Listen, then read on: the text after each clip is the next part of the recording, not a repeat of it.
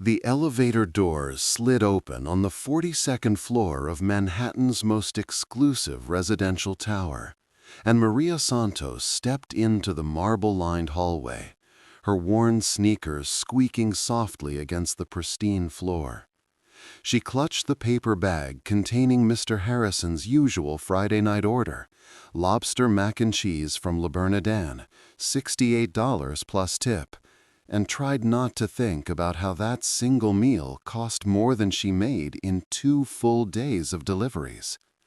The hallway stretched before her like something from a movie set, with crystal chandeliers casting warm light on oil paintings that probably cost more than her annual rent.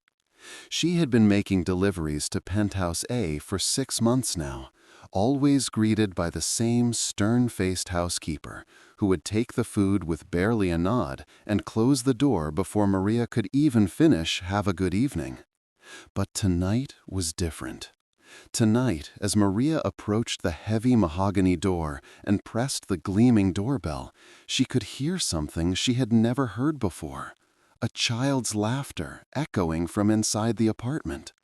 She waited, shifting the bag from one arm to the other, her reflection staring back at her from the polished door handle. At 28, Maria had the kind of face that showed every struggle: tired eyes that had seen too much, calloused hands that worked too hard, and a gentle smile that somehow survived despite everything life had thrown at her.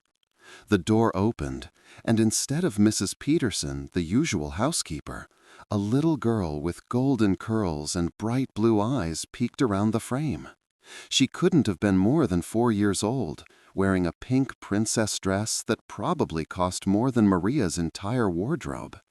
The child's face lit up with pure joy, and before anyone could react, before anyone could stop her, before the world could prepare for what was about to happen, she threw her tiny arms wide and shouted with absolute certainty and love, "Mommy!" Time stopped. Maria's breath caught in her throat as the bag slipped from her suddenly numb fingers. $68 worth of gourmet food scattering across the marble floor. The little girl launched herself forward, wrapping her small arms around Maria's legs with such fierce affection that Maria nearly stumbled backward. Behind the child, Maria could see a tall figure emerging from the depths of the apartment. A man in an expensive navy suit with salt and pepper hair and eyes that had gone wide with shock. "Emma!" The man's voice cut through the silence like a knife, but the little girl only held tighter to Maria, looking up at her with eyes full of wonder and recognition that made no sense, that couldn't be real, that was happening anyway. "Mommy, you came back! I knew you would come back!" This was James Harrison, real estate mogul, owner of half the buildings on the Upper East Side, a man whose net worth had been featured on the cover of Forbes magazine just last month. And he was staring at his daughter clinging to a food delivery woman with an expression of absolute bewilderment and something else, something that looked almost like hope. If you're enjoying this story so far, make sure to subscribe and hit that notification bell, because we're just getting started, and what happens next will absolutely blow your mind. Maria's hands trembled as she looked down at the child whose face was pressed against her uniform shirt, leaving tiny tear stains on the cheap polyester fabric. "Sweetie, I think there's been a mistake," she whispered, her voice barely audible. But Emma just shook her head fiercely, her curls bouncing. "No mistake, Mommy. I've been waiting for you every day. Daddy said you were on a long trip, but I knew you'd come home for dinner." The child's words hit Maria like a physical blow, and she felt her knees go weak. She had never seen this child before in her life, had never even known that Mr. Harrison had a daughter. Yet here was this little girl looking at her with such pure love and trust that it made Maria's chest ache with a pain she couldn't name. James stepped forward, his designer shoes crunching on the scattered food. His face had gone pale beneath his expensive tan, and Maria could see his hands shaking slightly as he reached for his daughter. "Emma, sweetheart, this lady isn't your mother. She's just bringing us dinner." But Emma's grip on Maria only tightened, and she turned to look at her father with eyes that suddenly seemed far too old for her 4-year-old face. "But Daddy, she has Mommy's eyes, and she smells like Mommy used to, like vanilla and sunshine." The words came out in a rush, and Maria felt something crack inside her chest.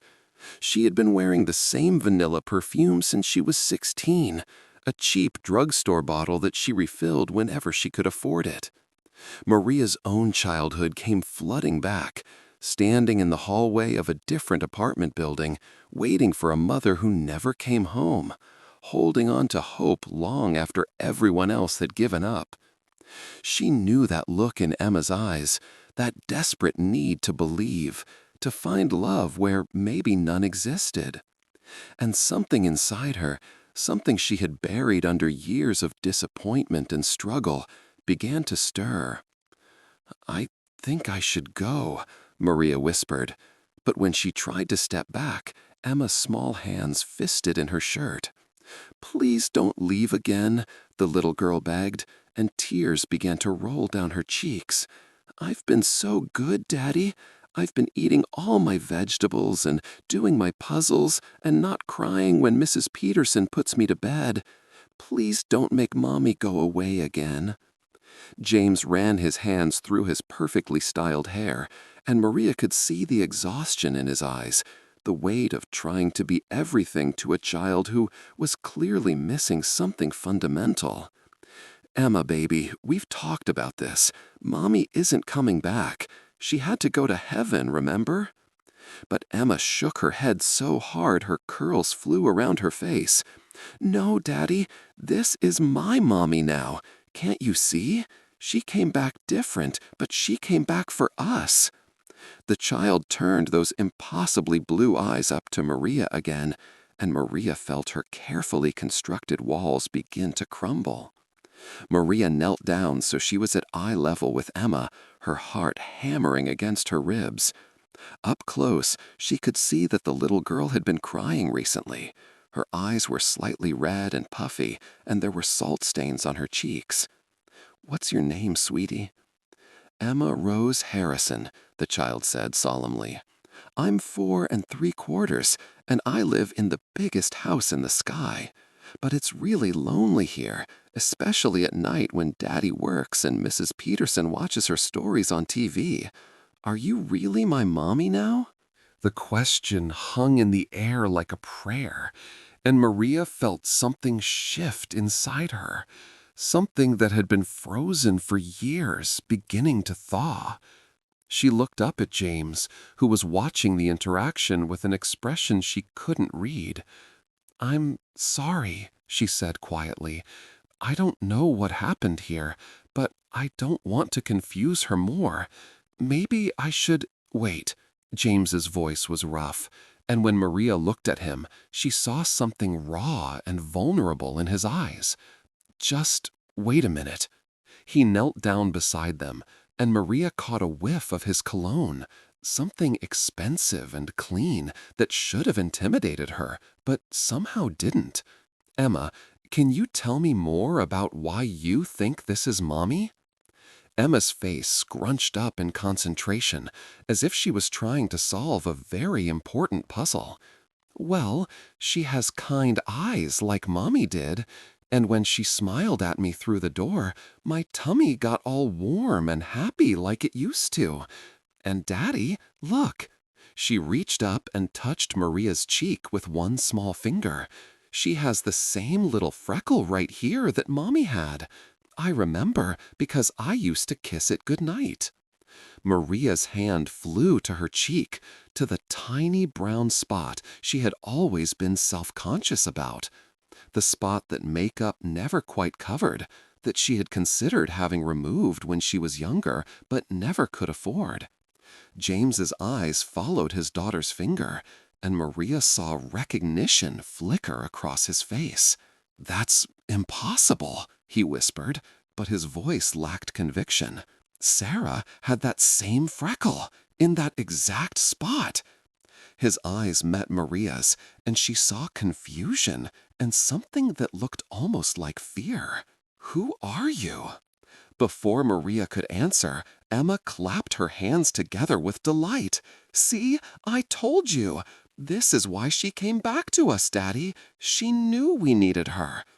The little girl turned back to Maria with absolute trust. "Will you stay for dinner, Mommy?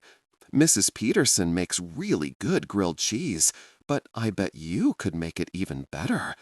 Daddy says the first Mommy made the best grilled cheese in the whole world." Take a moment to hit that like button if you're as invested in this story as I am, because what happens next is going to change everything for all three of them. Maria felt tears beginning to sting her eyes as she looked at this beautiful, hopeful child who seemed so convinced that she belonged here. "Emma, sweetheart, I think there might be some confusion. I'm just Maria. I deliver food to people, and I was bringing your daddy his dinner." "But you could stay and eat with us instead," Emma said, as if it was the most logical thing in the world. "Daddy always eats alone, and I eat in the kitchen with Mrs. Peterson, but we could all eat together like a real family, please." James closed his eyes for a moment, and when he opened them, Maria saw a decision forming. "Emma, why don't you go find Mrs. Peterson and ask her to clean up this mess, and maybe ask her to make some hot chocolate for our guest?" Emma's face lit up like Christmas morning. "Does that mean she can stay? Does that mean Mommy can stay for dinner?" "We'll see, sweetheart. Just give us a few minutes to talk, okay?" Emma nodded solemnly and gave Maria one more fierce hug before skipping away into the apartment, singing softly to herself. Maria started to stand, but James caught her arm gently. "Please," he said quietly, "don't go yet. I know this is crazy. I know none of this makes sense, but Emma hasn't smiled like that since—" He trailed off, running his hand over his face. "Look, I don't know who you are or why my daughter thinks you're her mother, but she's been in therapy for 8 months trying to deal with Sarah's death, and this is the first time I've seen her genuinely happy since the funeral." Maria settled back onto her knees, her mind racing. "Mr. Harrison, I'm so sorry for your loss. I had no idea you even had a daughter, much less that you'd lost your wife. But I can't pretend to be someone I'm not, especially not to a child. That wouldn't be fair to any of us." "I'm not asking you to pretend," James said quickly. "I'm just asking you to stay for an hour. Let her have dinner with someone who makes her feel safe and loved. Let her have one evening where she doesn't cry herself to sleep missing her mother." His voice broke slightly on the last words, and Maria saw the exhaustion and grief that he'd been carrying alone. Maria looked around the apartment. The soaring ceilings, the floor-to-ceiling windows that offered a breathtaking view of Central Park, the furniture that looked like it belonged in a museum. Then she looked back at James, really looked at him, and saw past the expensive clothes and perfect grooming to the broken man underneath. "She looks just like her mother, doesn't she?" Maria said softly. James nodded, not trusting his voice. "Sarah died in a car accident 10 months ago. Emma was in the car too. She was physically fine, but emotionally—" He shook his head. "She's convinced that if she's good enough, if she behaves perfectly, Sarah will come back. The therapist says it's normal for children to have magical thinking about death, but Emma takes it to extremes. She sets a place at the table for Sarah every night. She talks to her picture before bed. And now this." "What did your wife look like?" Maria asked, though she wasn't sure she wanted to know the answer. James pulled out his phone and showed her a photo that made Maria's breath catch. The woman in the picture had the same dark hair as Maria, the same general build, the same warm brown eyes. But more than that, she had the same gentle expression, the same soft smile that Maria saw in the mirror every morning. They weren't identical, but there was something about the overall impression, the way Sarah held herself, that was startlingly similar. "Oh my God," Maria whispered. "I can see why she—" She trailed off, staring at the photo. It was like looking at a version of herself who had been born into a different life, who had been given opportunities and advantages that Maria had never dreamed of. "The resemblance is uncanny," James admitted. "When Emma first saw you through the door, when she called out, for just a split second, I thought—" He stopped, shaking his head. "This is insane. I'm talking to a complete stranger about the possibility that my dead wife has somehow come back as a food delivery person. Do you hear how crazy that sounds?" Maria almost smiled at that. "Mr. Harrison, I've been taking care of myself since I was 14 years old. I've worked 3 jobs at once just to keep a roof over my head. I've had people look right through me like I don't exist, and I've had others treat me like I'm less than human because of what I do for a living. Crazy is relative." Something in her tone made James really look at her for the first time, not as an intruder or a problem to be solved, but as a person with her own story, her own struggles. "I'm sorry," he said quietly. "I didn't mean to imply. I just meant that this situation is unprecedented for me." "For me too," Maria said. "I've never had a child run up to me and call me mommy. I've never been inside a place like this, never talked to someone like you. But that little girl in there, she's hurting in a way I recognize. And if sitting at your table for an hour and letting her pretend I'm someone special will help her heal even a tiny bit, then maybe that's something I can do." James studied her face, and Maria could see him trying to figure her out, trying to understand what kind of person would agree to something so strange for the sake of a child she'd never met.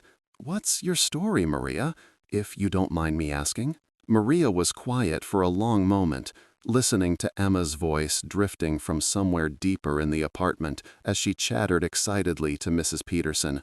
"My mom left when I was 8, she said finally.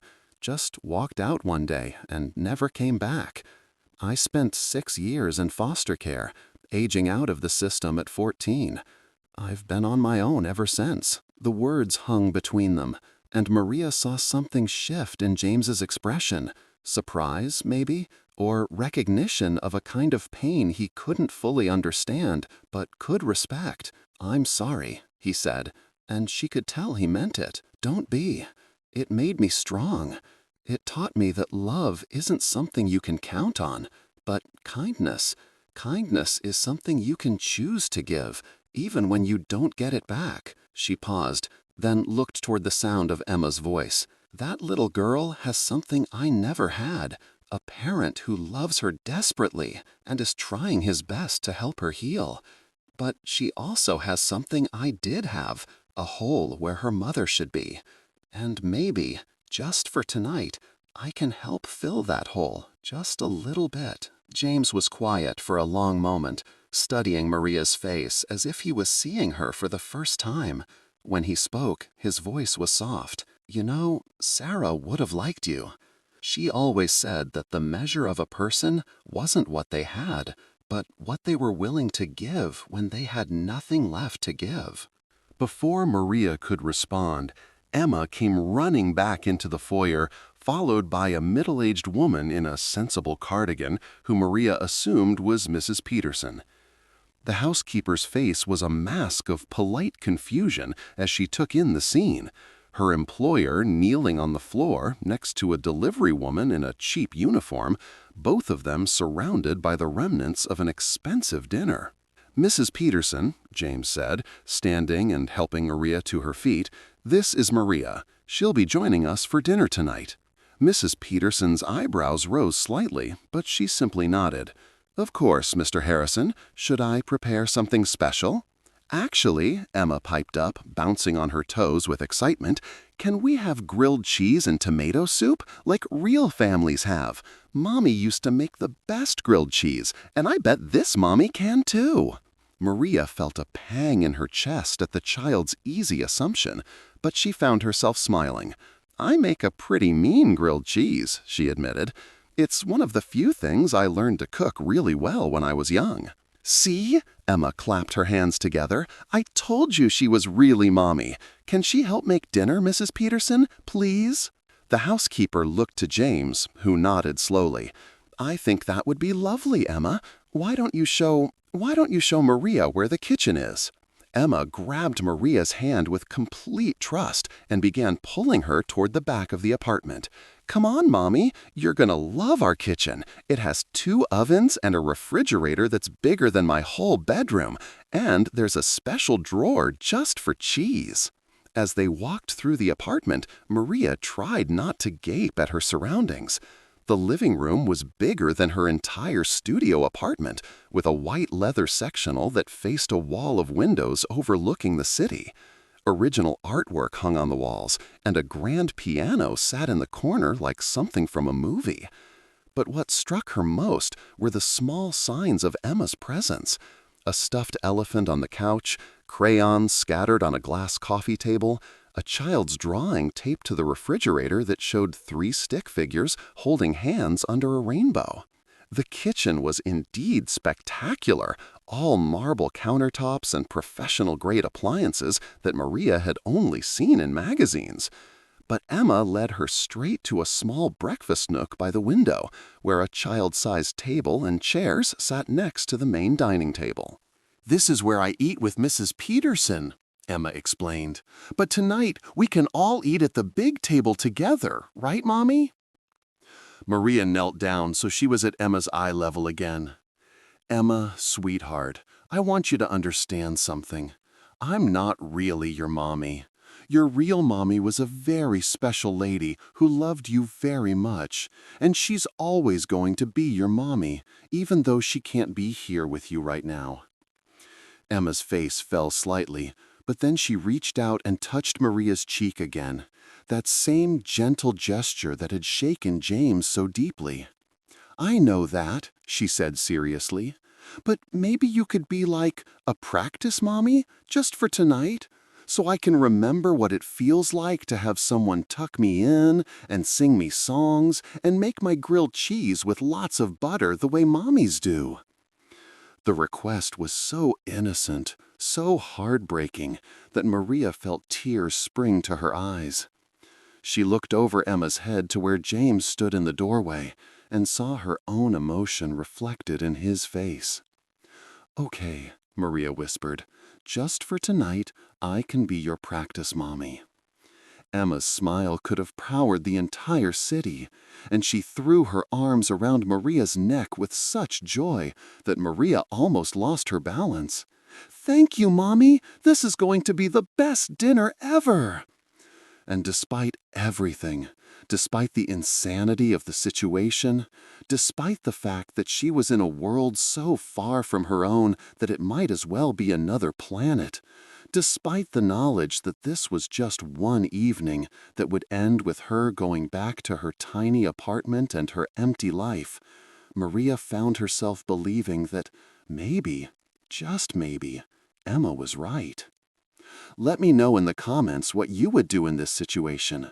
Would you stay and help heal a grieving child, or would the whole thing be too overwhelming? Mrs. Peterson, with the efficiency of someone who had been managing unusual situations for years, began pulling ingredients from the massive refrigerator.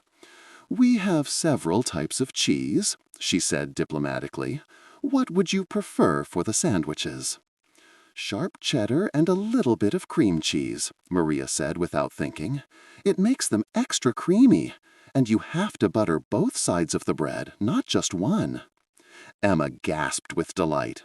"That's exactly how the first mommy made them. Mrs. Peterson always forgets the cream cheese part." James, who had been watching this exchange from the doorway, stepped into the kitchen. Sarah always said the secret was in the details, he said quietly. She spent 20 minutes explaining the perfect grilled cheese technique to Mrs. Peterson, but somehow it never tastes quite the same. Maria looked up from where she was helping Emma wash her hands at the sink. Sometimes it's not just about the ingredients, she said softly. It's about the love you put into making it. When you're cooking for someone you care about, they can taste the difference. The words hung in the air, and Maria realized she had said something profound without meaning to. She had learned to cook out of necessity, to feed herself when there was no one else to do it. But watching Emma's excited face as they prepared to make dinner together, she understood for the first time what it meant to cook for love instead of just survival.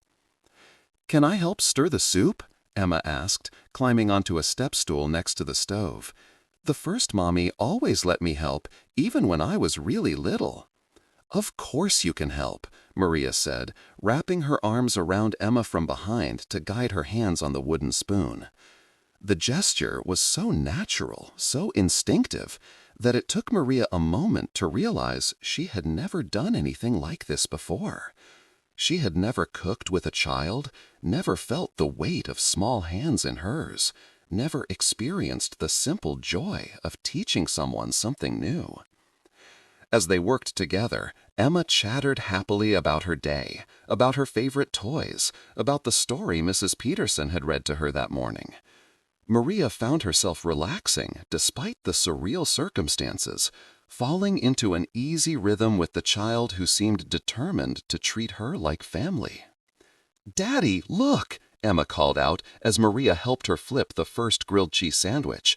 "I'm helping Mommy cook. We're making dinner together like real families do." James, who had been setting the dining table with what Maria suspected was very expensive china, paused to watch them. There was something in his expression that made Maria's chest tighten. Longing, maybe, or grief for all the family dinners that would never happen, all the moments his daughter would miss with her real mother. "That's wonderful, sweetheart," he said, his voice slightly rough. "I'm sure it's going to be delicious." When dinner was ready, they carried their simple meal to the elegant dining table. Maria felt out of place, sitting in a chair that probably cost more than her monthly rent, but Emma's excitement was infectious. The little girl insisted on sitting next to Maria, chattering constantly about everything and nothing, her small hand occasionally reaching out to touch Maria's arm, as if to make sure she was still there. "This is the best grilled cheese I've ever had," James said, and Maria could tell he wasn't just being polite. "I can see why Emma was so excited." "The secret is the cream cheese," Emma said seriously, taking a careful bite of her sandwich. "Right, Mommy?" Maria nodded, trying to ignore the way her heart jumped every time Emma called her that. "That's right, sweetie. It makes it extra special." As they ate, Maria found herself drawn into conversation with James in a way she hadn't expected. He asked about her job, her life, her dreams, and unlike most wealthy people she had encountered in her work, he seemed genuinely interested in her answers. She told him about her goal of saving enough money to go back to school, about the community college classes she was taking online when she could afford them, about her dream of maybe becoming a social worker someday to help kids like she had been. "That's a beautiful goal," James said quietly. "Sarah was a teacher before Emma was born. She always said that helping children was the most important work anyone could do." Emma looked up from her soup with bright eyes. "Daddy, does that mean Mommy could help other kids too, like she's helping me right now?" The innocence of the question hit both adults like a physical blow. Maria saw James's eyes fill with tears that he quickly blinked away, and she felt her own throat close with emotion. "Yes, sweetheart," James said finally. I think she could help lots of kids." After dinner, Emma insisted that Maria help her get ready for bed. They climbed the spiral staircase to the second floor of the penthouse, where Emma's room was like something from a fairy tale. Pink walls, a canopy bed, shelves lined with books and stuffed animals. But what caught Maria's attention was the photo on the nightstand. A family portrait of James, Emma, and a woman who looked so much like Maria that it made her dizzy. "That's the first, Mommy," Emma said, following Maria's gaze. "She was really pretty, wasn't she? And look." She picked up the frame and held it next to Maria's face. "You have the same smile, and the same eyes, and the same way of making me feel safe." Maria's hands trembled as she looked at the photograph. The resemblance was uncanny, but more than that, she could see the love in Sarah's face, the same fierce protectiveness that Maria was already beginning to feel for this sweet, broken child. "She was very beautiful," Maria whispered, "and I can see how much she loved you." Emma nodded solemnly and placed the photo back on the nightstand. "I talk to her every night before I go to sleep. I tell her about my day and ask her to visit me in my dreams. Do you think she knows about you? Do you think she sent you to help take care of me?" The question was so pure, so filled with hope, that Maria felt tears spill down her cheeks. "I don't know, sweetie, but I think if she could see you right now, she would be very proud of what a kind, smart, beautiful little girl you are." As Maria helped Emma into her pajamas and brushed her golden curls, she felt something shifting inside her heart. This child, who had been a stranger an hour ago, was working her way into Maria's soul with every smile, every laugh, every casual touch. When Emma asked her to read a bedtime story, Maria found herself slipping into voices for the different characters, making Emma giggle with delight. "Will you sing to me?" Emma asked as Maria tucked her into bed. "The first mommy always sang me to sleep." Maria's throat tightened. She had never sung to anyone, had barely sung to herself. But looking down at Emma's hopeful face, she found herself humming a lullaby she remembered from somewhere deep in her childhood. Maybe something her own mother had sung to her before everything fell apart. Emma's eyes fluttered closed as Maria's soft voice filled the room, and for a moment Maria allowed herself to imagine what it would be like if this was real, if this beautiful child really was hers, if this gorgeous room and the love that filled it were part of her life instead of just a temporary fantasy. When Emma was finally asleep, Maria crept downstairs to find James sitting on the couch, staring out at the twinkling lights of the city. He looked up as she approached, and she could see exhaustion and something else in his eyes. Gratitude, maybe, or wonder. "She went down without a fight," Maria said softly. "Usually she cries for at least 20 minutes, begging me to call Sarah's phone just to hear her voice on the voicemail. Tonight, she fell asleep with a smile on her face." Maria sat down on the opposite end of the couch, suddenly aware of the distance between their worlds. "She's an amazing little girl. You're doing a good job with her." James laughed, but there was no humor in it. "Am I? Because most nights I feel like I'm failing her completely. I work too much, I don't know how to braid her hair, I can't make grilled cheese the way Sarah did. I hired Mrs. Peterson because I knew Emma needed a woman's influence, but she's an employee, not a mother. Emma knows the difference." "But you love her," Maria said simply. "That's the most important thing. Trust me, I know what it's like to grow up without that. Emma has something precious. She has a father who would do anything for her. That matters more than perfect grilled cheese." James turned to look at her, really look at her, and Maria felt something pass between them, an understanding, maybe, or recognition of shared pain. "Can I ask you something?" he said quietly. Maria nodded, though she wasn't sure she was ready for whatever question was coming. Why did you stay tonight? Really? You could have walked away when Emma first called you Mommy. You could have made an excuse and left. But you didn't. You stayed and played a role that couldn't have been easy for you. Why? Maria was quiet for a long moment, thinking about how to explain something she wasn't sure she understood herself. When I was 8 and my mom left, I used to stand at the window of our apartment for hours, watching for her to come back. I created this whole fantasy that she was just at the store, or visiting a friend, or that she'd gotten lost and couldn't find her way home. And sometimes, when I was really desperate, I would pretend that other women were her, the neighbor down the hall, the lady at the grocery store, anyone who showed me even a moment of kindness. She paused, her eyes focusing on something far beyond the window. I know what it feels like to need a mother so badly that you'll create one out of thin air. And I know what it feels like to have that fantasy shattered over and over again. If I could give Emma one night where her fantasy felt real, where she could fall asleep feeling loved and safe and whole, then how could I walk away from that? James was quiet for a long time, and when Maria looked at him, she saw tears running silently down his cheeks. "Sarah would have loved you," he said finally. "She had that same instinct to put other people's pain before her own comfort. She volunteered at the children's hospital, spent her weekends reading to kids who didn't have anyone else. She always said that love wasn't about having the perfect family or the perfect life. It was about showing up for people who needed you, even when it was hard."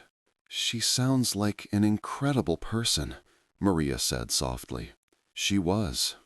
And seeing you with Emma tonight, it's the first time since the accident that I've been able to imagine a future where my daughter might be okay, where she might heal and grow up to be the amazing woman I know she can be. He turned to face Maria fully, and she could see vulnerability and something that looked almost like fear in his eyes. "I know this is going to sound crazy, and I know we just met, and I know our lives are completely different, but would you consider having dinner with us again, maybe next Friday?" Maria's heart stuttered in her chest. "Mr. Harrison." "James," he said quietly. "Please, just James." "James," she repeated, the name feeling strange on her tongue. "I don't think that's a good idea. What happened tonight was beautiful, but it was make-believe. Emma needs to process her grief and learn to accept that her mother is gone. I can't be a substitute for that." "I'm not asking you to be a substitute," James said quickly. "I'm asking you to be yourself. The woman who stayed when she could have left, who cooked dinner with my daughter like it was the most natural thing in the world, who sang her to sleep and made her feel loved. Emma connected with you tonight in a way she hasn't connected with anyone since Sarah died. And he stopped, running his hand through his hair. "I haven't seen her this happy in 10 months. I'm not ready to let that go." Maria felt herself being pulled towards something that terrified and thrilled her in equal measure. "James, look at me. Really look at me. I live in a studio apartment in Queens that's smaller than your closet. I deliver food for a living. I buy my clothes at thrift stores and my shoes at Payless. We don't live in the same world." "So what?" James said, and there was passion in his voice that surprised her. "Sarah grew up in a trailer park in Ohio. Her father was a mechanic, her mother cleaned houses. When I met her, she was working 3 jobs to put herself through college. Love doesn't care about money or status or what kind of car you drive. But Emma needs someone who will love her unconditionally, someone who will show up and be present and help her heal. Tonight, that person was you. Money can't buy what you gave her tonight. All my wealth, all my success, and I couldn't make my daughter smile the way she smiled at you." Maria stood up abruptly, pacing to the window. The city stretched out below them, millions of lights representing millions of people living their lives, pursuing their dreams, struggling with their own challenges. She had never imagined that she could be part of something like this, that someone like James Harrison would not only notice her, but want her in his life. "This is crazy," she whispered, pressing her palm against the cool glass. "Maybe," James said, coming to stand beside her, "but sometimes the best things in life are a little crazy. Sometimes the most beautiful relationships come from the most unexpected places." They stood in silence for a moment, looking out at the city lights. Finally, Maria turned to face him. "If I say yes, and I'm not saying I am, but if I did, what would that look like? I can't just play house and pretend to be someone I'm not. Emma would see through that eventually, and it would hurt her more than helping her." "I'm not asking you to pretend," James said earnestly. "I'm asking you to be exactly who you are. The woman who showed my daughter kindness when she needed it most, who cooked dinner with her and sang her to sleep and made her feel less alone in the world. Emma doesn't need a replacement for Sarah. She needs new people to love her, new relationships to help her grow and heal." Maria closed her eyes, trying to think rationally about a situation that defied all logic. "What about your world? Your friends, your business associates, your social circle? What are they going to think when you introduce them to the woman who delivers your takeout?" James was quiet for a moment, and when she opened her eyes, she saw him considering her question seriously. "Honestly, I don't care. The people who matter will see what I see, someone who makes my daughter happy and brings light back into our lives. The people who don't, well, maybe it's time I reevaluated those relationships anyway." "And what about Emma's therapy? Her doctor? They're going to think this whole situation is unhealthy. Or they're going to see a child who's finally beginning to heal, who's found someone new to trust and love. Dr. Martinez has been telling me for months that Emma needs positive female role models, people who can help her learn that it's safe to form new attachments."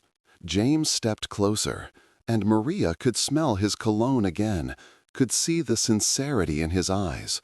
"Maria, I know this is overwhelming. I know it's complicated and scary and completely outside anything either of us planned. But sometimes life doesn't follow the plan. Sometimes the most important things happen when we're not looking for them." Before Maria could respond, they heard a small voice calling from upstairs. "Mommy, are you still here?" Maria's heart clenched, and she saw James's expression soften with understanding. "She probably just had a bad dream," he said quietly. "She has them sometimes. Nightmares about the accident, about Sarah leaving. Usually she won't let anyone comfort her except me, and even then." But Maria was already moving toward the stairs, drawn by an instinct she didn't fully understand.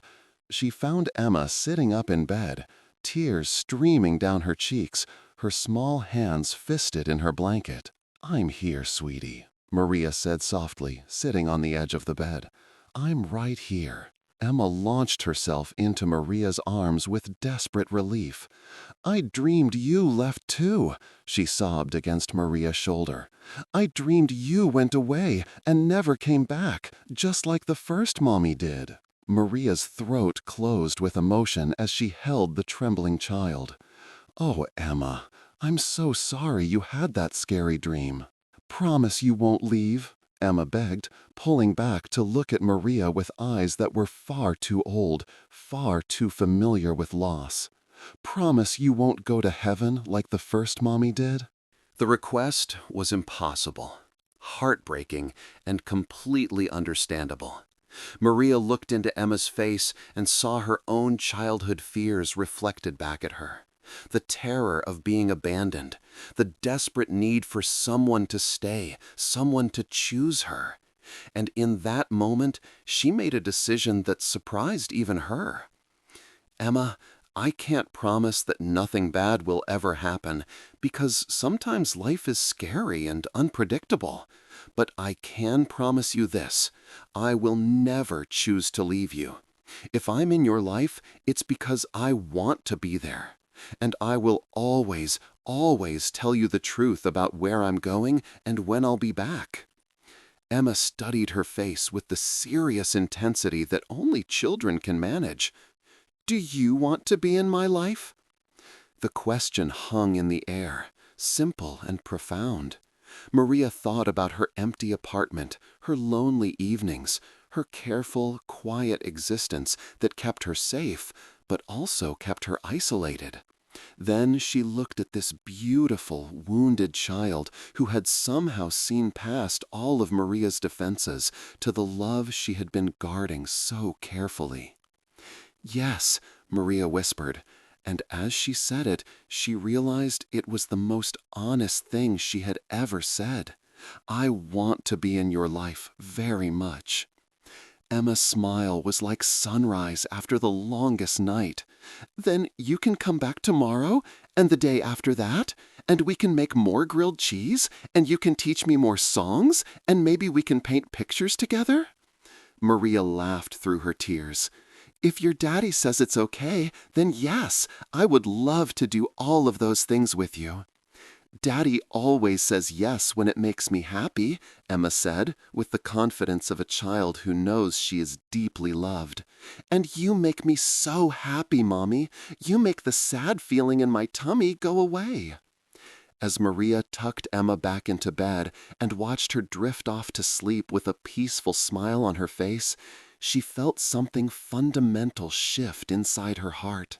For 20 years, she had been protecting herself from exactly this, from caring too much, from letting someone else's happiness become more important than her own safety. But looking at Emma's sleeping face, she realized that some things were worth the risk. When she came back downstairs, James was waiting for her, and the expression on his face told her that he had heard at least part of the conversation. "So," he said quietly, "does this mean you'll stay? Not just for tonight, but really stay?" Maria sat back down on the couch, her mind spinning with the magnitude of what she was considering.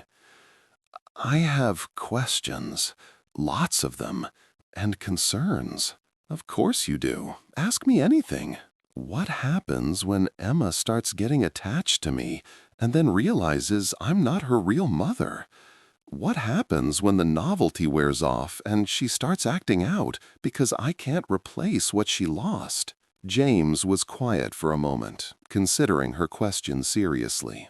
"I think Emma already knows you're not Sarah. Kids are smarter than we give them credit for. But she also knows that you care about her, that you make her feel safe and loved. Maybe what she needs isn't a replacement for her mother, but proof that it's possible to love more than one person, that losing Sarah doesn't mean she'll never have maternal love again." Maria nodded slowly. That made sense, and it addressed one of her biggest fears. "What about practically speaking? I work 6 days a week, sometimes 7. I have bills to pay, responsibilities. I can't just quit my job and play house." "What if you didn't have to?" James said carefully. "What if there was a way for you to be part of our lives without sacrificing your independence or your goals?"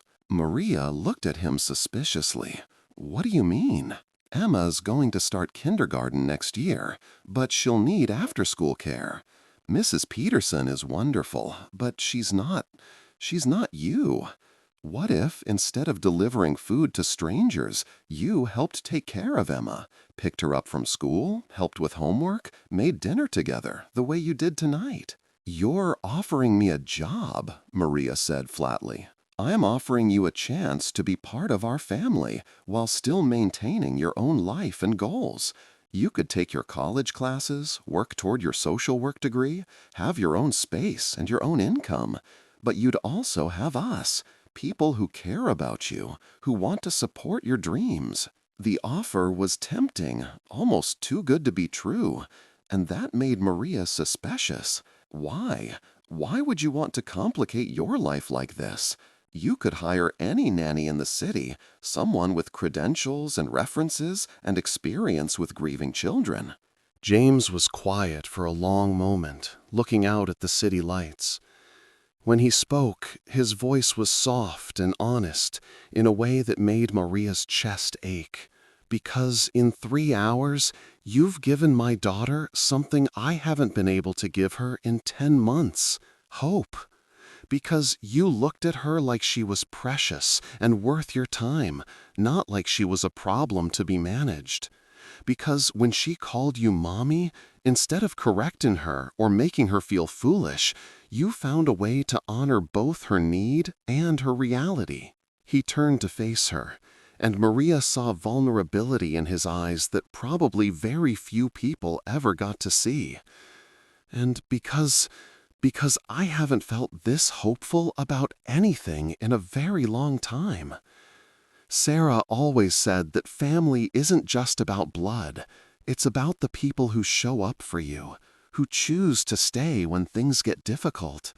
Tonight, you showed up for us, and I'd like the chance to show up for you too.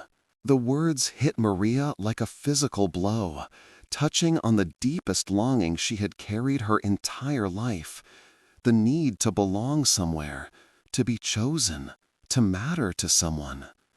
She thought about Emma's sleeping face, about the way it had felt to sing her to sleep, about the simple joy of making dinner together.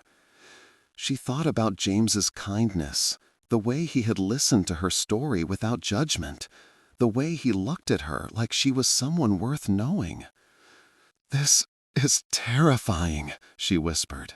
"I know," James said gently. "But maybe being terrified means it's important. Maybe the best things in life are the ones that scare us a little." Maria stood up, pacing to the window again. Below them, the city pulsed with life. People starting new relationships, ending old ones, taking chances, playing it safe, loving and losing, and hoping for something better. She had spent 20 years being careful, being safe, being alone. And what had it gotten her? A small apartment, a job that paid the bills, and a heart that was still empty despite all her efforts to protect it. "If I do this," she said slowly, "there have to be rules, boundaries. I won't be anyone's charity case, and I won't let Emma get hurt because we didn't think this through properly." "Name them," James said immediately. "First, I keep my own apartment. I need my own space, somewhere that's just mine. I won't become dependent on this situation." "Agreed." "Second, Emma needs to understand that I'm not replacing her mother. We find ways to honor Sarah's memory and help Emma maintain that connection." Absolutely. "Third, if this doesn't work, if Emma gets confused or hurt, if your friends and family can't accept me, if I can't handle the pressure, we end it cleanly. No drama, no guilt trips, no making Emma feel like it's her fault." James nodded, though she could see that the possibility of it ending was painful for him to consider. What else? Maria took a deep breath. "I need time to finish my degree. Whatever arrangement we make, it has to include flexibility for me to pursue my own goals. I won't give up my dreams, even for Emma." "Sarah would haunt me if I let you give up your dreams," James said with a small smile. "In fact, she'd probably insist that we help you achieve them faster." The reference to his late wife could have been awkward, but somehow it wasn't. Instead, it felt like Sarah was being included in their conversation, like her love and values were part of what was bringing them together, rather than something that stood between them. "There's something else," Maria said quietly. "Something I need you to understand about me." I've never been in a relationship that lasted more than a few months. I've never lived with anyone, never shared my space or my life with someone else. I've never been anyone's mother figure or even their close friend. I don't know how to be part of a family, James. What if I'm terrible at it? The vulnerability in her voice seemed to touch something in James, and he stood up, crossing to where she stood by the window.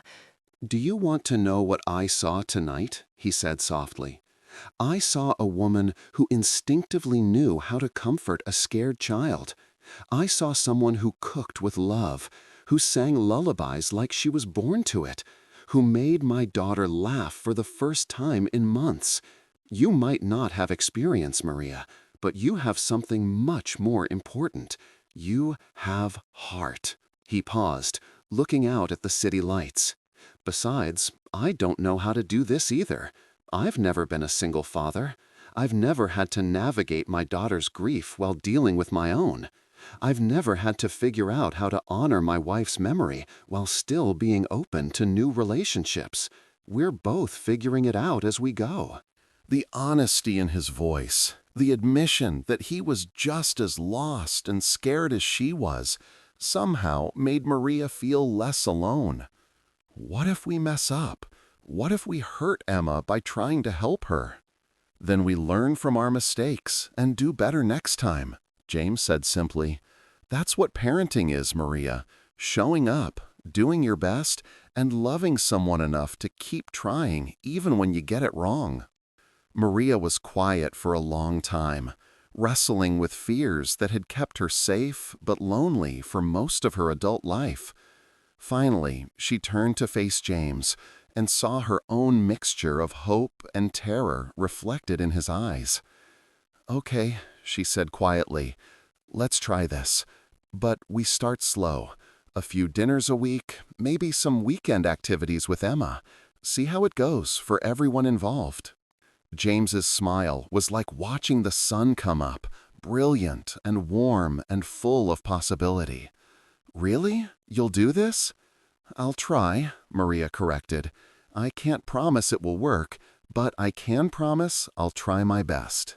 That's all any of us can do, James said, and Maria could hear the relief and gratitude in his voice. They talked for another hour, working out practical details, schedules and responsibilities, how to introduce Maria to Emma's therapist, how to handle the inevitable questions from James's social circle. It was after midnight when Maria finally gathered her things to leave, and as James called for a car to take her home, she felt like she was stepping into a completely different life than the one she had woken up to that morning. Maria, James said as they waited for the elevator, thank you. For tonight, for saying yes, for giving us a chance. I know it's not easy. Thank you for trusting me with something so precious, Maria replied, thinking of Emma's sleeping face. I won't let you down. You couldn't, James said with certainty. You're already exactly what we needed. As the elevator doors closed and Maria descended toward the lobby, toward her old life and her uncertain future, she felt something she hadn't experienced in years. Hope. Real, terrifying, exhilarating hope. She thought about Emma's laugh, about the way it had felt to be called Mommy, about James's kindness and the possibility of belonging somewhere. The next few weeks passed in a blur of careful adjustments and tentative new routines. Maria started coming to the penthouse 3 evenings a week, helping Emma with dinner and bedtime, gradually becoming a fixture in the little girl's life. Emma's therapist, Dr. Martinez, was cautiously optimistic about the new relationship, noting that Emma seemed more settled, more willing to talk about her feelings, more open to the idea that it was possible to love new people without betraying her mother's memory. She started drawing pictures of 4 people instead of 3, Dr. Martinez told James during one of their sessions. Herself, you, Sarah, and Maria. In her mind, she's expanding the family rather than replacing anyone. The breakthrough came 3 weeks after that first night, during what had become their regular Friday dinner. Emma had been unusually quiet during the meal, picking at her grilled cheese and barely responding to Maria's gentle attempts at conversation. After dinner, as they were cleaning up in the kitchen, Emma suddenly turned to Maria with tears in her eyes. "Are you going to have to go to heaven too?" she asked, her small voice breaking. Maria knelt down immediately, pulling Emma into her arms. "Oh, sweetie, is that what you've been worried about?" Emma nodded against her shoulder.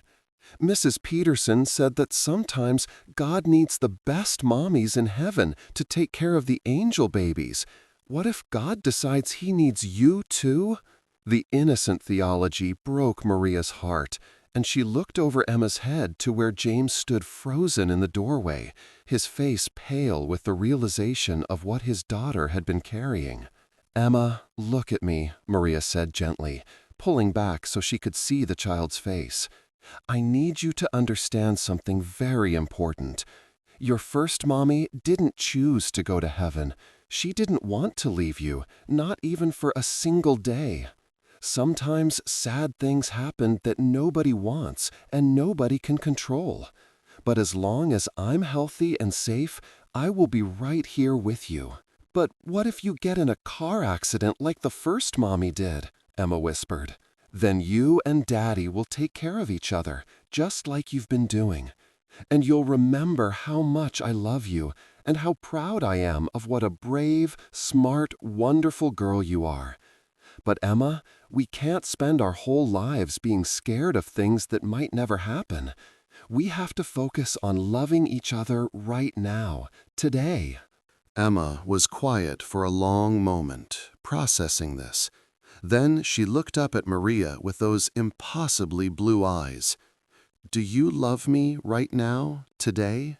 "So much it makes my heart feel like it might explode," Maria said honestly. "So much that sometimes I can't believe how lucky I am to know you." "I love you too," Emma said solemnly. "Not the same way I love the first mommy, because that's a different kind of love. But I love you the Maria way, which is special just for you."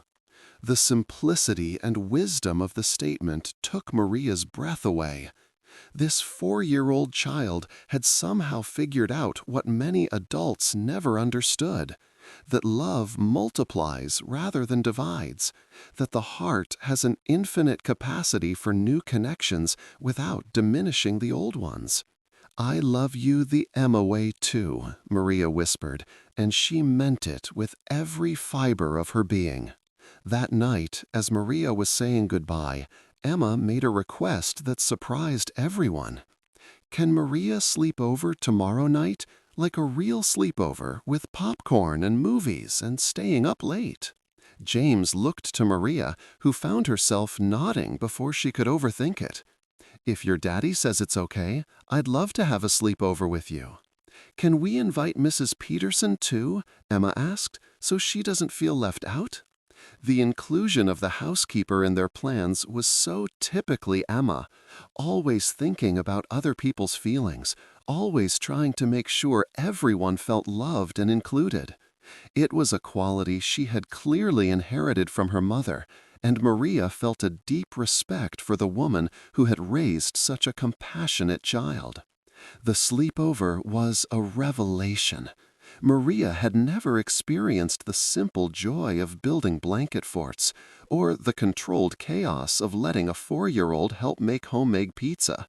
She had never fallen asleep on a couch while a child curled against her side, never woken up to find small arms wrapped around her neck and a whispered, "Good morning, Maria Mommy," in her ear.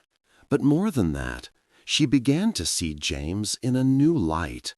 Away from the formal atmosphere of business dinners and careful conversations, she watched him get flour in his hair while teaching Emma to knead pizza dough, saw him patiently referee disputes between stuffed animals, heard him singing silly songs in the bathtub with complete unself-consciousness. This was the father Sarah had fallen in love with, the man who could run a multi-million-dollar business by day and build the perfect blanket for it by night. After Emma was asleep, Maria and James found themselves talking on the couch again.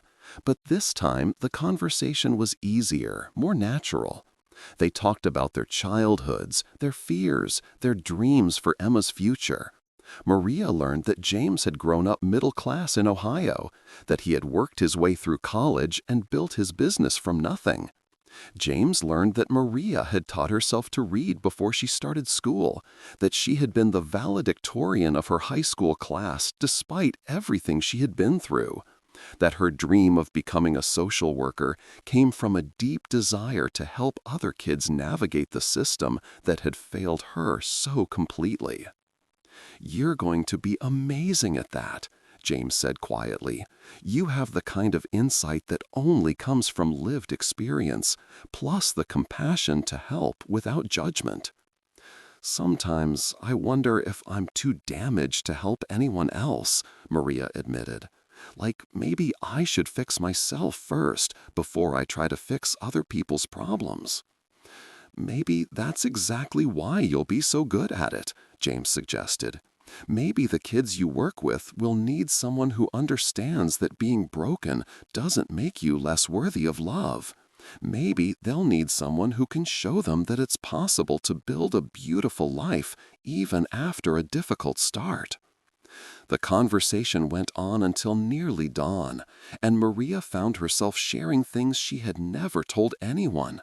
Her secret fear that she was fundamentally unlovable, her recurring nightmare about ending up alone and forgotten, her deep-seated belief that good things always got taken away from people like her. "Can I tell you something?" James said as the first light of morning began to creep through the windows. "Sarah used to say that the most beautiful flowers grew in the harshest conditions, that people who had survived difficult childhoods often had the deepest capacity for love because they knew how precious it was." The comment should have felt like a comparison, but somehow it didn't. Instead, it felt like Sarah was reaching across the divide between life and death to offer Maria the acceptance and encouragement she had always craved. As autumn turned to winter, Maria's place in the Harrison family became more secure.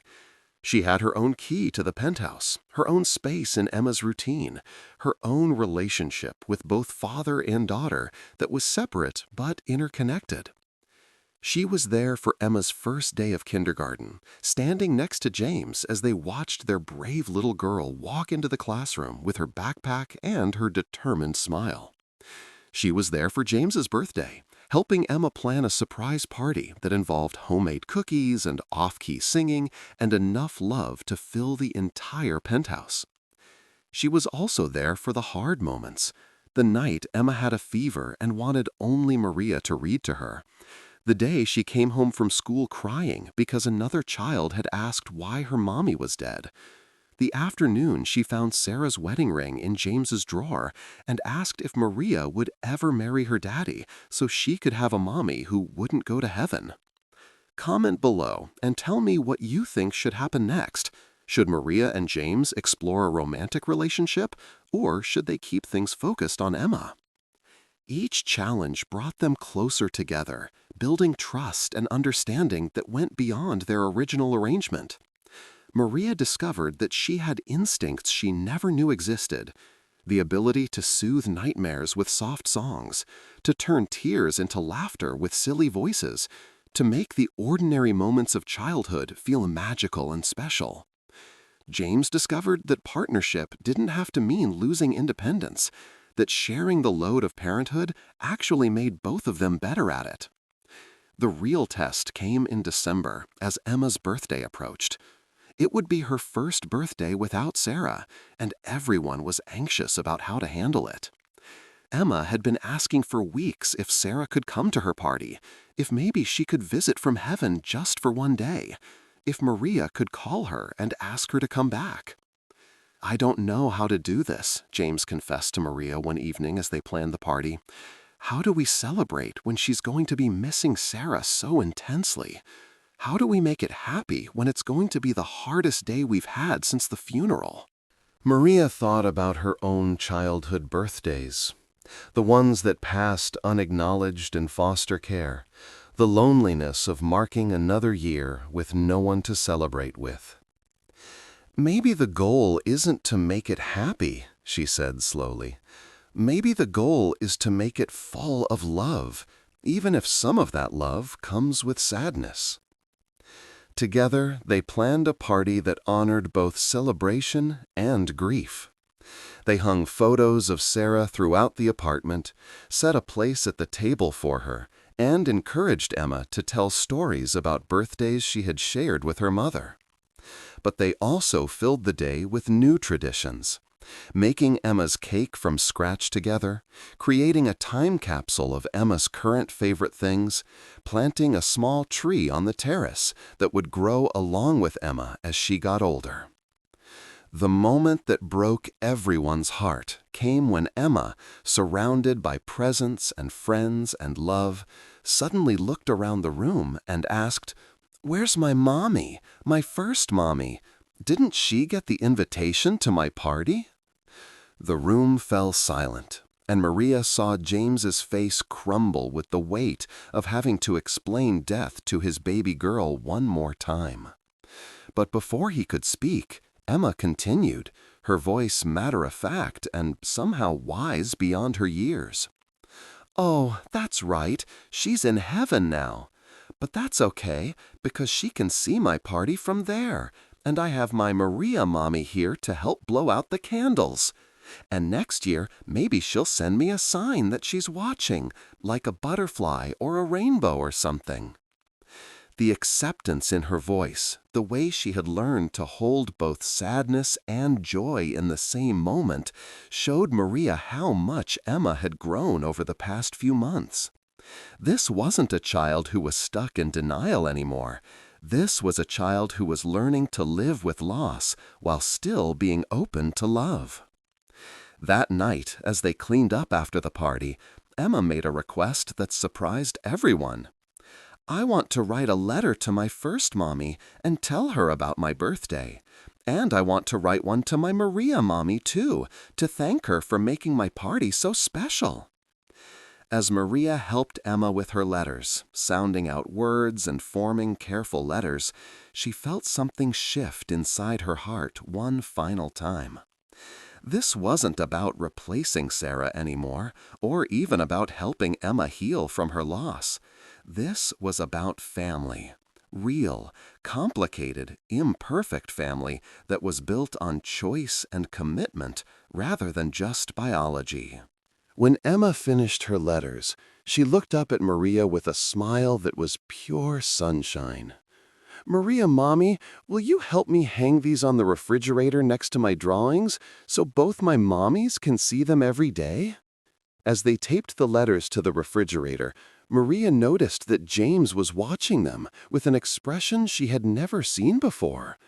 When Emma ran off to get ready for bed, he approached her with careful steps. "Maria," he said quietly, "can I ask you something?" She nodded, though her heart was suddenly racing.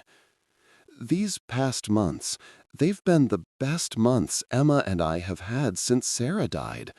You've given us back our laughter, our hope, our ability to imagine a future that includes happiness. You've become part of our family in a way that feels permanent and precious and irreplaceable." He paused, running his hand through his hair in the gesture she had come to recognize as nervous habit. "I know this started as something temporary, something to help Emma heal, but it's become something more, hasn't it? At least for me." Maria's breath caught in her throat. She had been trying not to acknowledge what was growing between them, the way her heart jumped when he smiled at her, the way she had started thinking of the penthouse as home, the way she had begun to imagine a future that included not just Emma, but James, too. "James," she started, but he held up a hand. "I'm not asking you to make any decisions right now. I'm just asking you to think about it, about whether what we have could be something more, about whether you could see yourself not just as Emma's nanny or caregiver, but as part of our family permanently, as my partner in raising her, and maybe as something more than that." The words hung in the air between them, full of possibility and promise, and the kind of love that Maria had never dared to hope for. She looked around the apartment, at Emma's drawings on the refrigerator, at the photos of Sarah that had become part of their family story rather than a source of pain, at the life she had somehow stumbled into, despite all her careful plans to stay safe and uninvolved. "I need time to think," she said finally. "Of course," James said immediately. "Take all the time you need. Just don't think yourself out of something that could be beautiful because you're scared it might not be perfect." That night, Maria lay awake in her own apartment, staring at the ceiling and trying to process everything that had changed in her life over the past few months. She thought about Emma's laugh, about the way it felt to be needed and wanted and loved. She thought about James's kindness, about the way he had never made her feel inferior or out of place, about the way he looked at her like she was someone worth cherishing. She thought about Sarah, about the woman whose loss had brought them all together, about whether it was possible to honor her memory while still embracing the future. Most of all, she thought about the little girl who had called her Mommy that first night, who had somehow seen past all of Maria's defenses to the love she had been hiding.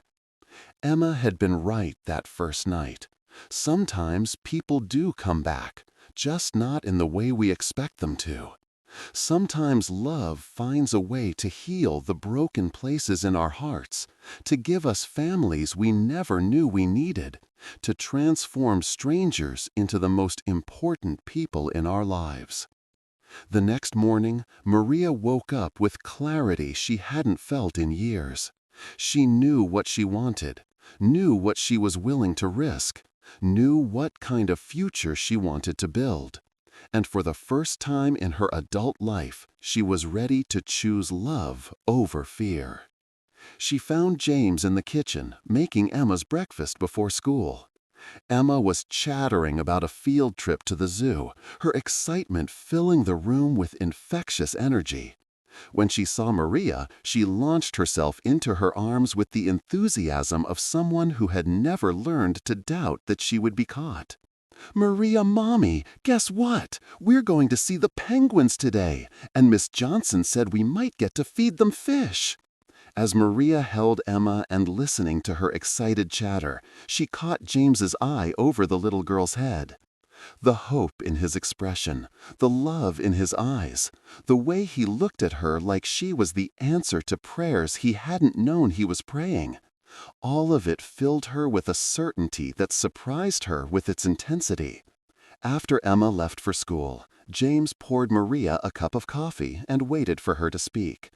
She could see the tension in his shoulders, the careful way he was trying not to pressure her, the love he was trying not to overwhelm her with.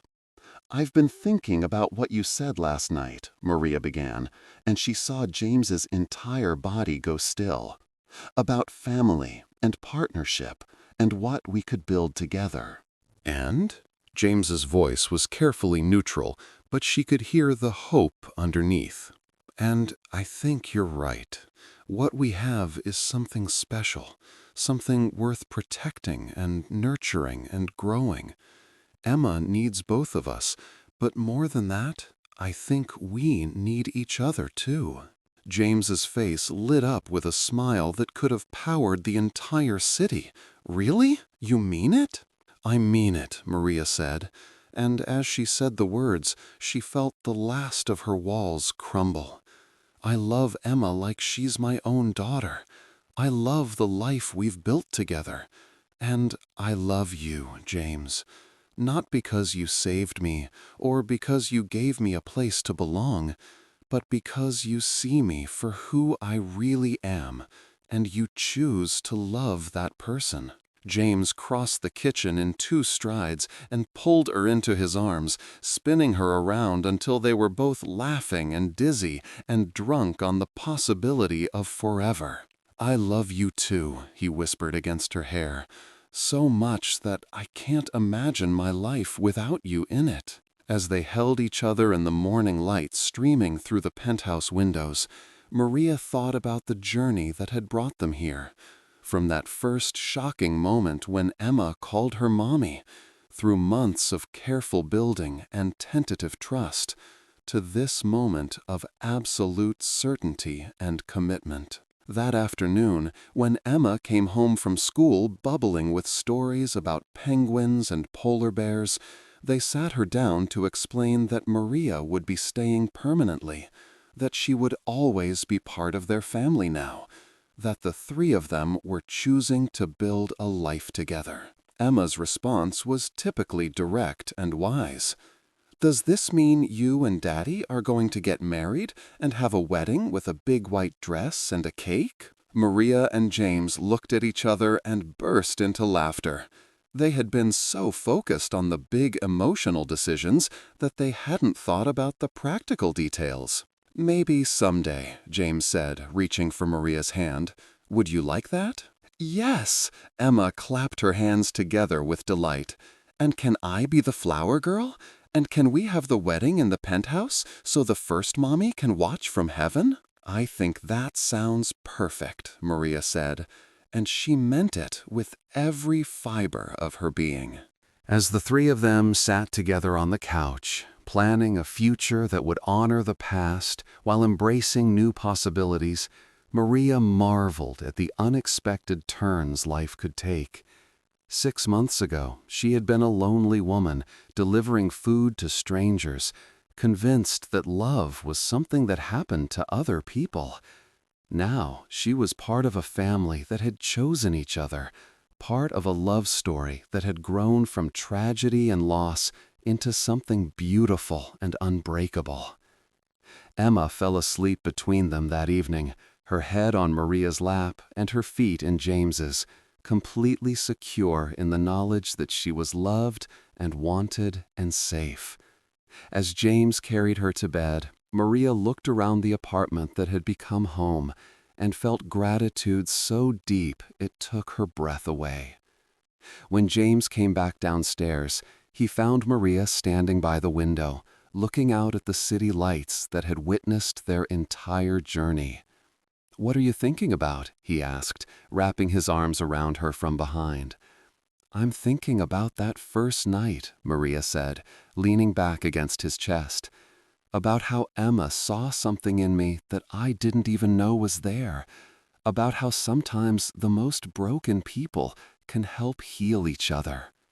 "Sarah used to say that angels don't always have wings," James said softly. "Sometimes they have worn sneakers and tired eyes and hearts big enough to save someone else's child." Maria turned in his arms to face him and saw her own wonder and gratitude reflected in his eyes. "Emma saved me too, you know. Both of you did. You gave me something I never thought I'd have, a family that chose me, a place where I belong, a future worth fighting for." "And you gave us hope," James replied. "You taught Emma that it's possible to love new people without betraying old loves. You taught me that family isn't just about genetics or traditional structures. It's about showing up for each other every single day." As they stood together in the window overlooking the city where their story had begun, Maria thought about all the other lonely people out there, all the children who needed someone to choose them, all the broken families who might find each other if they were brave enough to stay open to love. Their story had started with a moment of mistaken identity, with a grieving child calling a stranger mommy. But it had become something much more beautiful, a testament to the power of love to heal, to transform, to create families that transcend biology and circumstances and social expectations. If you've been touched by Maria and Emma and James's story, please share it with someone who might need to be reminded that love can come from the most unexpected places. and stay tuned because next week we have another incredible story about the power of kindness to change lives forever. Maria Santos had walked into that penthouse as a food delivery woman carrying someone else's dinner. She was leaving as someone's chosen daughter, someone's beloved partner, someone's forever family. The transformation hadn't happened overnight. It had grown slowly, carefully, built on trust and patience and the kind of love that sees past surface differences to the heart underneath. 3 years later, Maria stood in that same penthouse, but now it was decorated for a wedding. White flowers filled every corner, and the December sunset painted everything in gold through the floor-to-ceiling windows. Emma, now 7 years old and radiant in her flower girl dress, was directing the placement of chairs with the authority of someone who had planned every detail. "The first mommy's picture needs to go right there," Emma instructed Mrs. Peterson, pointing to a place of honor near the altar they had set up by the windows. "So she can see everything and know that we're not forgetting her. We're just adding more love to our family." Maria, in a simple but elegant white dress that James had insisted on buying despite her protests about the expense, watched Emma orchestrate their wedding with a mixture of love and amazement. This child, who had once been so broken by loss that she couldn't sleep through the night, had grown into a confident, compassionate little girl who understood that families could be created in many different ways. "You ready for this?" James asked, appearing at Maria's side in his navy suit. He looked nervous and excited and absolutely perfect, and Maria felt her heart skip the same way it had that first night when he'd asked her to stay. "I've never been more ready for anything in my life," Maria said, and she meant it completely. The ceremony was small and intimate. Just Emma, Mrs. Peterson, Dr. Martinez, who had become not just Emma's therapist but a family friend, and a few of James's business associates who had become real friends over the years.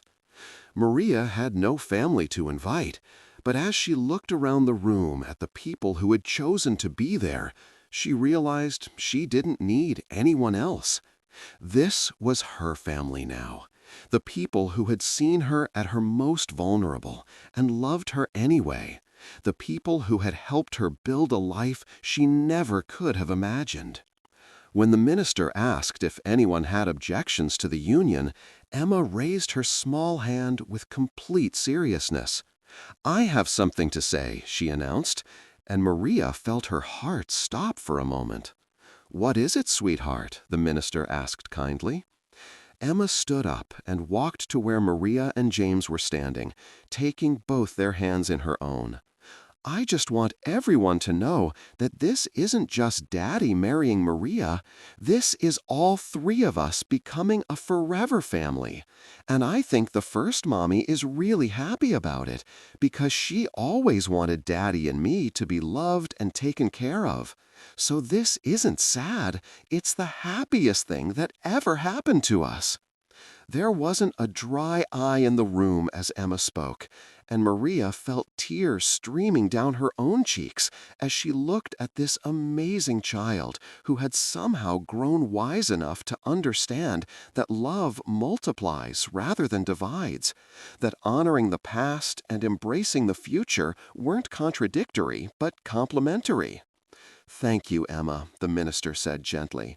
"That was beautiful. Now, James, do you take Maria to be your wife, to love and cherish, in sickness and in health, for as long as you both shall live?" "I do," James said, his voice strong and certain, "and I promise to love both the woman she is and the mother she's become, to support her dreams and share her burdens, and to never take for granted the miracle of finding her." "And Maria, do you take James to be your husband, to love and cherish, in sickness and in health, for as long as you both shall live?" Maria looked into James's eyes, then down at Emma's beaming face, then around the room at the people who had become her chosen family. "I do," she said, her voice clear and strong. "And I promise to love not just you, but the family we've built together, to honor Sarah's memory while creating new traditions, and to never forget that the best things in life are worth waiting for, even when you don't know you're waiting." When the minister pronounced them husband and wife, Emma cheered so loudly that everyone burst into laughter.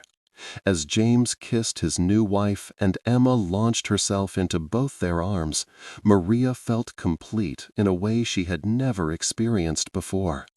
The reception was perfect in its simplicity.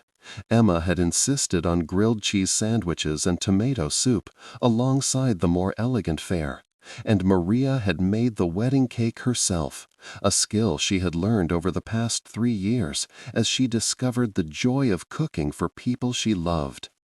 As they cut the cake together, all 3 of their hands on the knife, Maria thought about how far they had all come from that first night when a confused little girl had called her Mommy.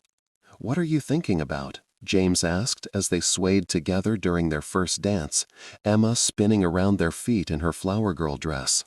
"I'm thinking about that delivery woman who walked into your apartment 3 years ago," Maria said. "She was so scared of letting anyone get close, so convinced that love was something that happened to other people. I wish I could go back and tell her that sometimes the most beautiful love stories start with the most unexpected moments." "What would you tell her?" James asked, pulling her closer. Maria thought for a moment, watching Emma dance with Mrs. Peterson, seeing the photos of Sarah that had become part of their celebration rather than a source of sadness. "I'd tell her that family isn't just about being born into the right circumstances. Sometimes it's about being brave enough to stay when someone needs you, even when you're scared. Sometimes it's about choosing to love someone else's child like your own. Sometimes it's about discovering that you're capable of more love than you ever imagined. And sometimes," James added, spinning her around until she laughed, "it's about trusting that the universe knows what it's doing, even when we don't."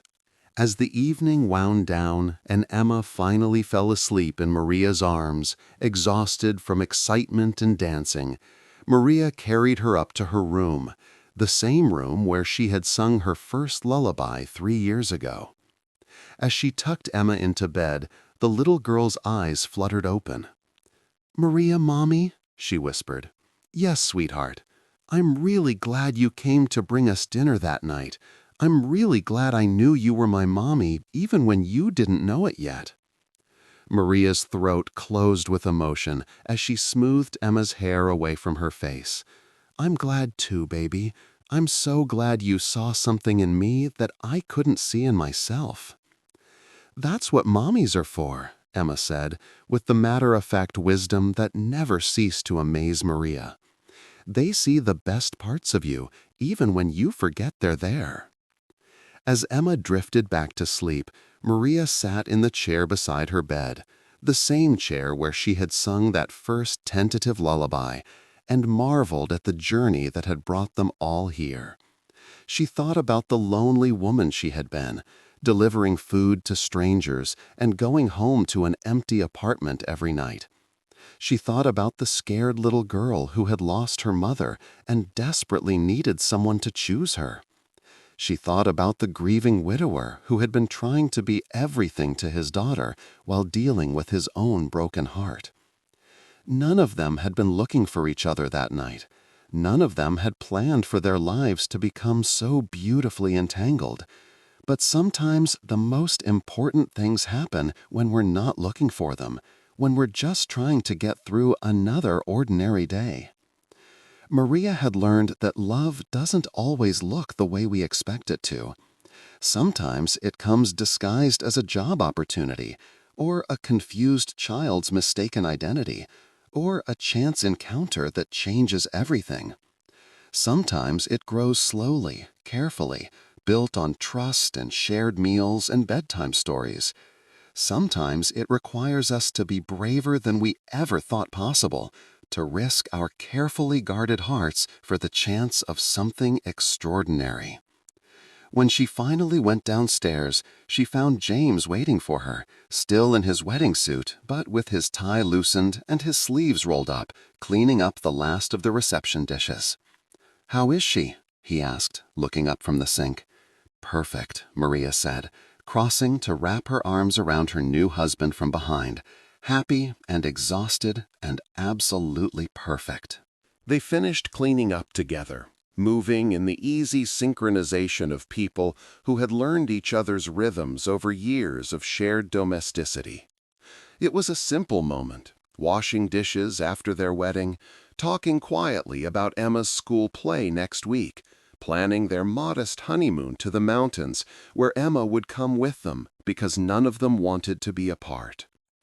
But as Maria looked around the kitchen where she had first made grilled cheese with Emma, where she had learned to cook with love instead of just necessity, where she had discovered that home wasn't a place, but the people who chose to build a life with you, she felt overwhelmed with gratitude for the ordinary magic of it all. "Thank you," she said suddenly, and James looked up from drying a wine glass. "For what?" "For seeing me," Maria said simply.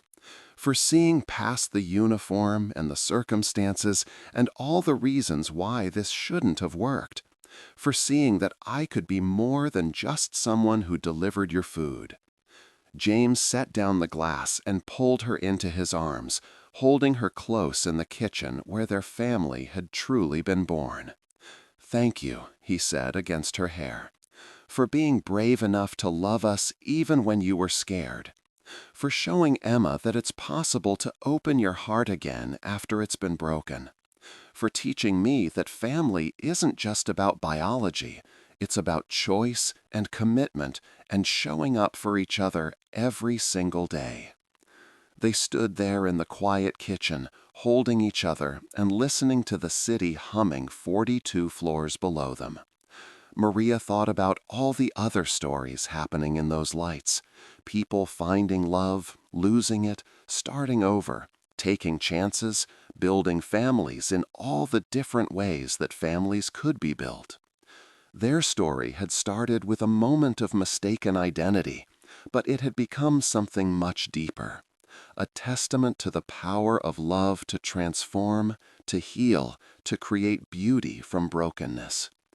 Emma's innocent declaration of "Mommy" that first night had set in motion a chain of events that had changed all their lives in ways none of them could have predicted. As they finally headed upstairs to their bedroom, James's room that had become their room, part of the gradual evolution that had turned the house into a home, Maria paused at Emma's doorway to check on her one more time. The little girl was sleeping peacefully, surrounded by the stuffed animals and picture books and art projects that marked this space as beloved and lived in. On the nightstand, Sarah's photo sat next to a new picture from the wedding, the three of them laughing together as Emma threw flower petals in the air. The old love and the new love, existing side by side without competition or conflict, just as Emma had always insisted they could. "She was right, you know," James said softly, following Maria's gaze to the photographs. "Sarah always said that love was the one thing that got bigger when you shared it, not smaller. She would have loved seeing Emma so happy, seeing how you've helped her heal and grow." "Do you really think so?" Maria asked, still sometimes needing reassurance that she wasn't intruding on sacred ground. "I know so," James said with absolute certainty. Sarah's greatest fear was that Emma would grow up without enough love, without enough people to care for her and guide her. You've given Emma exactly what Sarah would have wanted her to have: another mother to love her, another person to catch her when she falls, another voice to tell her she's worthy and precious and capable of anything." As they settled into their bedroom, Maria thought about the woman she had been 3 years ago, so careful, so guarded, so convinced that love was a luxury she couldn't afford. That woman would never have believed that she could be lying in a penthouse apartment next to a man who loved her completely, listening to the soft breathing of a child who called her mommy and meant it with her whole heart. But perhaps that was the most beautiful part of their story, not just that they had found each other, but that they had all become better versions of themselves in the process. Emma had learned that it was possible to love new people without betraying old loves. James had learned that opening his heart again didn't diminish his love for Sarah, but honored it. And Maria had learned that she was capable of the kind of love she had always craved but never believed she deserved. The last thing Maria remembered before falling asleep on her wedding night was the sound of Emma's soft breathing from down the hall, the weight of James's arm around her waist, and the overwhelming sense of gratitude for a life she never could have imagined but wouldn't trade for anything in the world. Their story had begun with a simple misunderstanding, a grieving child's desperate need for a mother, a lonely woman's instinctive response to comfort a hurting child, a widowed father's recognition that sometimes love comes in the most unexpected packages. But it had grown into something extraordinary, a family built on choice rather than chance, on commitment rather than convenience, on the radical belief that love really could conquer all the obstacles that society and circumstance put in its way. Maria Santos had walked into that penthouse as a stranger delivering dinner. She had walked out as a daughter, a mother, a wife, a woman who finally understood that she had always been worthy of love. She had just needed to be brave enough to accept it when it finally came. And sometimes, late at night, when she was tucking Emma into bed, or early in the morning when she was making breakfast for her family, Maria would think about that first moment when Emma's small voice had called out, "Mommy," with such certainty and joy. That moment had changed everything, had set in motion a love story that proved that the most beautiful families aren't always the ones that look like everyone else's, but the ones that are built with intention and nurtured with care, and strengthened by the daily choice to keep showing up for each other. In the end, Emma had been right all along. Maria really had been her mommy. She just hadn't known it yet. And sometimes the most powerful love stories are the ones that start not with recognition, but with a leap of faith, a willingness to believe in something beautiful even when you can't see the whole picture yet. Their story was proof that love really could multiply rather than divide, that families could be created rather than just inherited, and that sometimes the most ordinary moments, a delivery, a mistake, a child's simple declaration, could be the beginning of something absolutely extraordinary. If this story has touched your heart, please share it with someone who might need to be reminded that love can come from the most unexpected places, and that the most beautiful families are often the ones that are built rather than born. Don't forget to subscribe for more stories about the incredible power of love to transform lives. And remember, sometimes the most important moments in our lives start with someone brave enough to say yes when love comes calling, even if it doesn't look the way we expected it to.